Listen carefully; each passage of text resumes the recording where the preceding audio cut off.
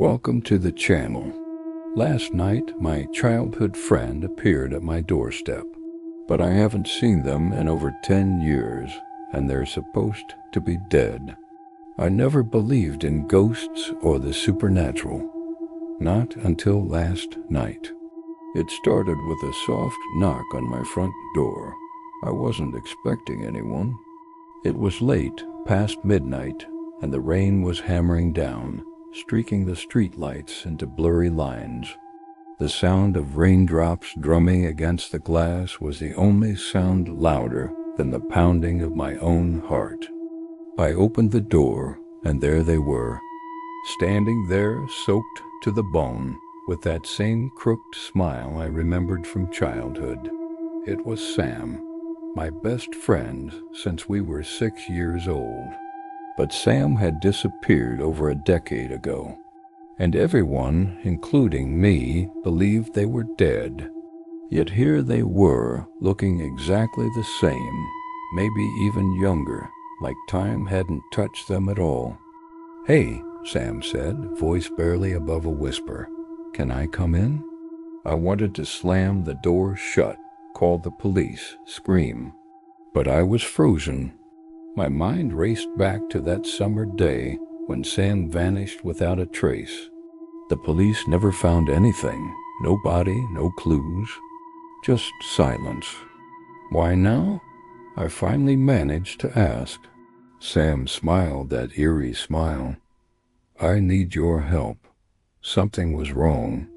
Not just with Sam's sudden return, but with the way they looked. Their eyes, they were too dark, almost hollow, and their skin was cold, like ice against my hand.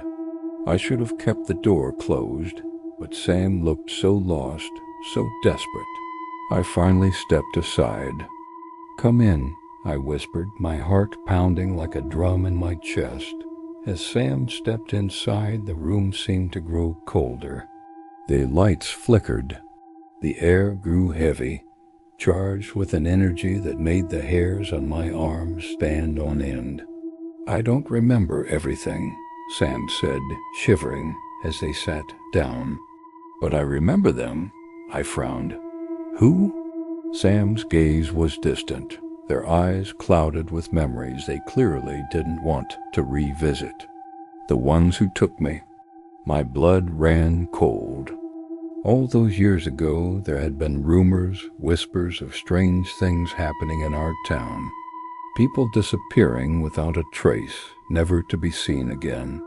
Some blamed it on cults, others on urban legends.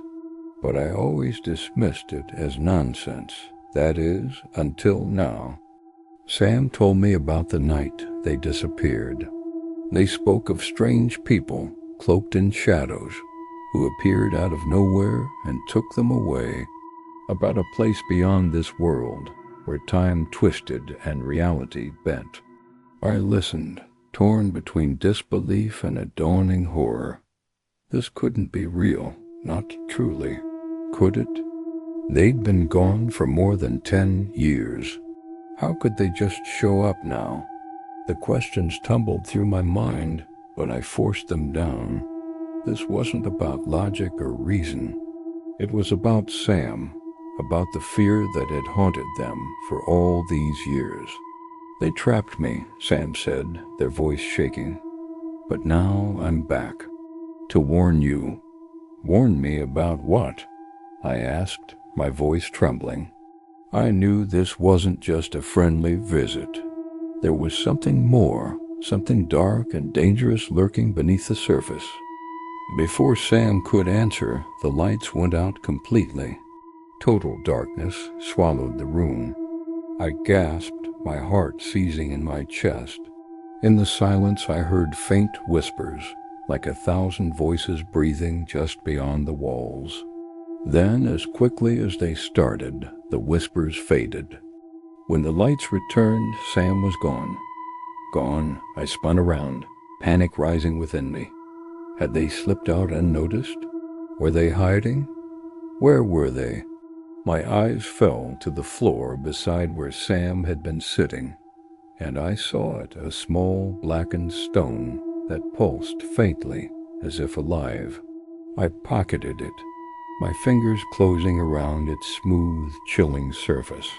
As I did, the whispers started again, slithering into my ears, wrapping around my thoughts. I shook my head, trying to clear them, but they persisted, growing louder, more insistent. As I lay in bed that night, the whispers followed me. I tossed and turned, unable to find a comfortable position. My eyes stared blankly at the ceiling. I forced myself to calm down. It was just my imagination, I told myself. But deep down, I knew the truth. Sam wasn't really back. Something else was, something that had taken Sam all those years ago and was now reaching out to me, reaching out to claim me. Now, every night I hear footsteps outside my window. Every corner of my vision has flitting shadows. I try to tell myself it's just my imagination, but deep down, I know the truth. Sam isn't really back. Something else is. Something that wants me to follow into the darkness where Sam has been taken. And I fear if I don't, I might be next. It's been 5 days since Sam visited me. 5 days since my life was turned upside down. The whispers haven't stopped. They've only grown louder, more urgent. They seem to be coming from everywhere and nowhere, taunting me, beckoning me towards a fate I can't even imagine. I keep the blackened stone with me at all times. Its smooth, icy surface, a constant reminder of the darkness that's closing in. Sleep offers no escape. When I close my eyes, I see visions of Sam trapped in that shadowy realm, their eyes wide with terror, reaching out to me for help. The line between reality and nightmare has blurred. Days bleed into nights. The rain never seems to stop. The whispers have become a chorus, drowning out any other sound, isolating me in my own private hell.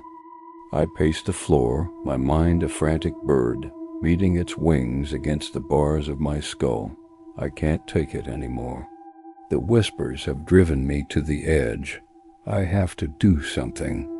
I just don't know what. Days turn into nights, and nights turn into days.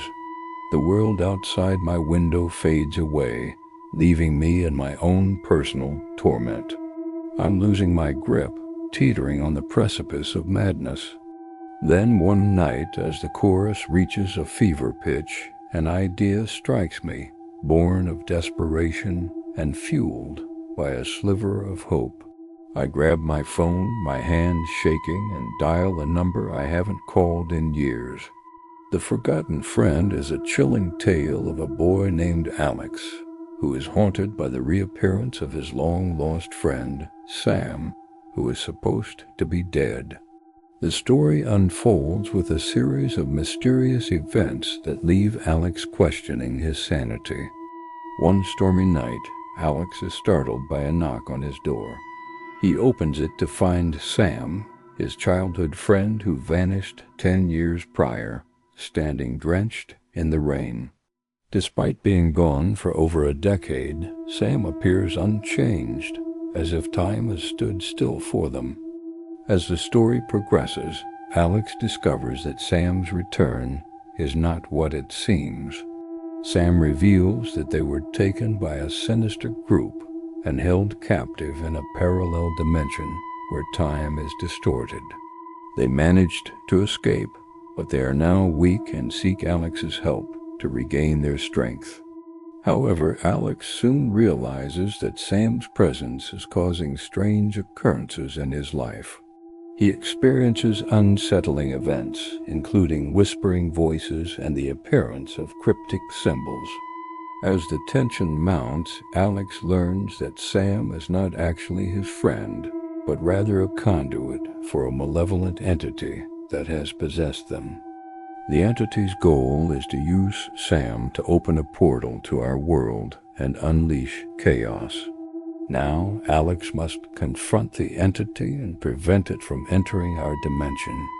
He seeks the help of a local priest who guides him through a perilous ritual to banish the entity back to its realm. During the climax, Alex is forced to make a difficult choice. He can either sacrifice himself and seal the portal forever, or allow the entity to possess him and risk corrupting the entire human race. Torn between his own safety and the fate of humanity, Alex ultimately chooses selflessness. He banished the entity, saving the world, but at the cost of his own existence. The story ends with the priest and the townspeople mourning Alex's sacrifice and celebrating his heroism.